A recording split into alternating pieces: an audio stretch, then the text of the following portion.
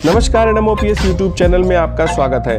तेज हो चुका है बैंक बचाओ देश बचाओ आंदोलन। जी हां, हम आईबॉक द्वारा आयोजित उनके तत्वाधान में कोलकाता से नई दिल्ली तक भारत यात्रा जो इनकी निकली है उसके बारे में हम आपको आज लेकर चलते हैं। बैंकों के निजीकरण के विरुद्ध all India bank officers confederation यानी आईबॉक द्वारा आम सभा का आयोजन किया गया, जिसमें सैकड़ों बैंक अधिकारियों समेत समाज के विभिन्न वर्गों ने प्रतिभाग किया। आम सभा में भारत सरकार के शीतकालीन सत्र में प्रस्तावित बैंक निजीकरण के विरोध में देश के विभिन्न हिस्सों में भारत यात्रा का आयोजन किया गया। 24 नवंबर से शुरू इस कोलकाता से शुरू होकर 30 नवंबर नई दिल्ली जंतर मंतर पर समाप्त होने वाली बैंक बचाओ देश बचाओ या इस रैली में तमाम रूप से अलग अलग अधिकारी बैंकों के नजर आते दिखे। सभा को संचालित करते हुए bank of India officers association के प्रदेश महासचिव सौरभ श्रीवास्तव ने बताया कि बैंक निजीकरण से बैंक जमा की सुरक्षा कमजोर होगी। भारत में जमाकर्ता की कुल बचत जो कि 87,60,000 करोड़ रुपए मार्च 2021 का लगभग 70% हिस्सा यानी 60,70,000 करोड़ रुपए सार्वजनिक क्षेत्र के पास है, जो कि अपनी जमा के लिए सरकारी बैंकों को प्राथमिकता देते हुए नजर आते हैं।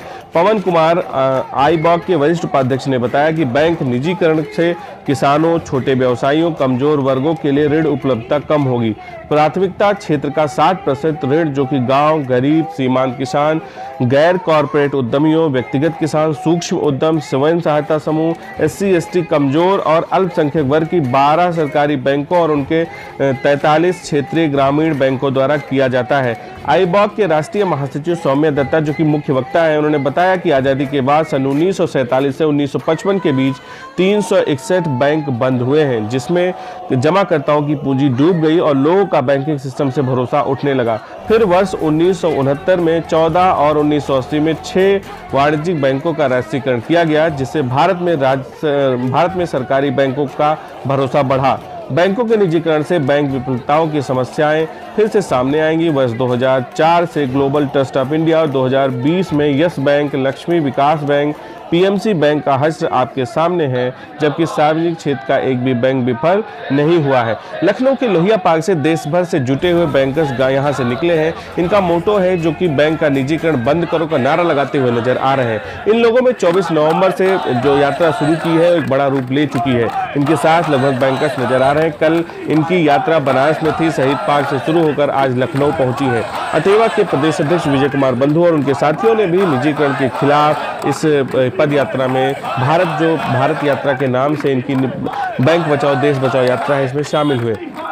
आईबॉक के महासचिव, राष्ट्रीय महासचिव सौम्या दत्ता का कहना यह है कि जो लखनऊ पे संघर्ष करते हुए सड़क पे नजर आ रहे हैं, इसको हम जनमानस जनमत बनाएंगे। और यूनियन बजट के दौरान वित्त मंत्री ने घोषणा किया था कि 2 बैंकों का निजीकरण किया जाएगा, जो कि शीतकालीन सत्र 29 नवंबर से शुरू हो रहा है, जो कि bill list banking amendment bill 12वें नंबर पर लिखा है। वो सरकारी बैंकों के निजीकरण की एक साजिश है। इनका कहना यह है कि जब तक यह बिल अमेंड नहीं होगा तब तक यह निजीकरण नहीं होगा। देखिए, बच्चे भी हुंकार भरते हुए नजर आ। अब सीधा चलते हैं विजय कुमार बंधु और सौम्या दत्ता के पास, देखते हैं आंदोलन में क्या कहते हुए नजर आ रहे हैं। और बधाई, आप इतनी बड़ी मुहिम लेकर कलकत्ता से निकले हैं, दिल्ली तक जाएंगे और देश को निजीकरण के खिलाफ ले जा रहे हैं और देश को बचाने की मुहिम छेड़ रहे हैं। आप सर, आज का आपका क्या ये कार्यक्रम है और क्या कर रहे हैं आप? देखिए, हम देश के हित के लिए हम ये विजय, हमारा जो भारत यात्रा, हम चल पड़े कलकत्ता होकर अभी लखनऊ शहर पे है। आज हमारा ये जो सड़क पे जो प्रदर्शन है वो सरकार को एक चेतावनी देने के लिए कि अगर आप ये निजीकरण, बैंक निजीकरण ये बिल पारित करते हैं लोकसभा में, राज्यसभा में, तो जमकर विरोध होगा, पूरी देश में विरोध होगा। पूरे सिर्फ बैंक की लड़ाई नहीं है। हमारा साथ अटेवा के जो लीडर्स है, बंधु जी है, आप सारे कॉमरेड्स हैं, अब सबको मिलकर लड़ना है, क्योंकि बैंक हमारा सब हमारा जो राष्ट्रीय बैंक है, सब हम परिवार के सदस्य हैं, तो हम एक परिवार जैसा है। तो घर घर तक ये लड़ाई पहुंचना होगा। जो गरीब लोग हैं, जो किसान हैं, जो मजदूर हैं, जो महिलाओं हैं, जो बच्चे हैं, उसका भविष्य के लिए लड़ रहे हैं, देश के हित के लिए लड़ रहे हैं। चंद पूंजीपतियों के हाथ से देश को बचाने के लिए हम लड़ रहे हैं। ये जो सरकार है, इस सरकार को हम चेतावनी देते हैं, रोक सके तो रोक लो और नहीं तो आपको भुगतना पड़ेगा, क्योंकि हम लोग 120 करोड़ लोगों से जुड़े हुए हैं। तो ये लड़ाई 120 करोड़ लोगों की लड़ाई है। ये अड़ियाल सरकार के खिलाफ है। ये अहंकारी सरकार को हम और एक बार हिला देंगे, जैसे किसान ने किया।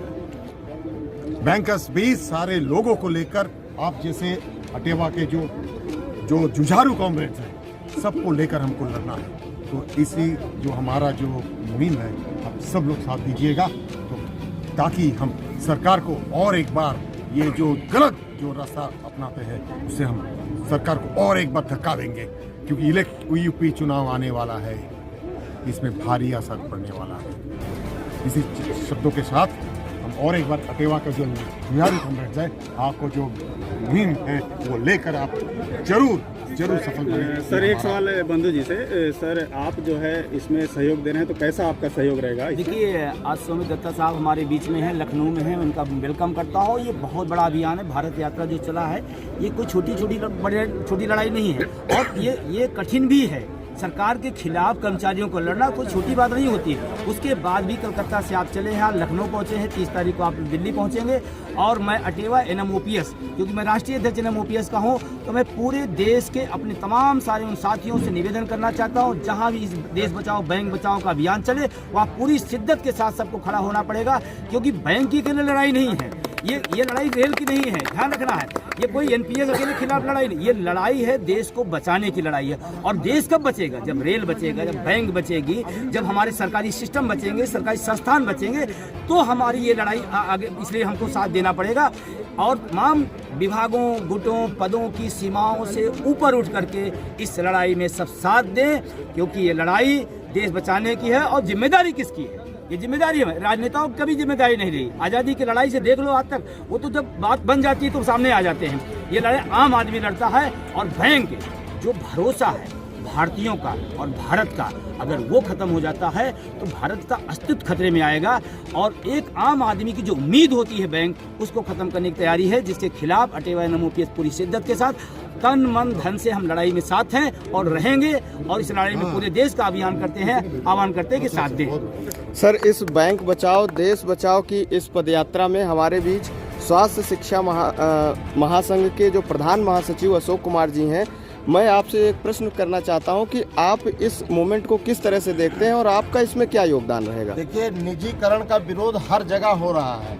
आज बैंक के लोग पहली बार सड़क पे उतरे हैं और इतनी ताकत से उतरे हैं, जिस तरह का सहयोग चाहेंगे। अभी आपका दिल्ली में जो कार्यक्रम है जंतर मंतर पे, जैसा आप चाहेंगे, हम अटेवा के विजय बंधु जी के साथ हैं, हम आपके साथ हैं। निजीकरण का विरोध हम लोग के यहाँ भी बहुत ज़्यादा दिक्कत कर रहा है। स्वास्थ्य विभाग की सारी सेवाएं ठप करने की व्यवस्था चल रही है।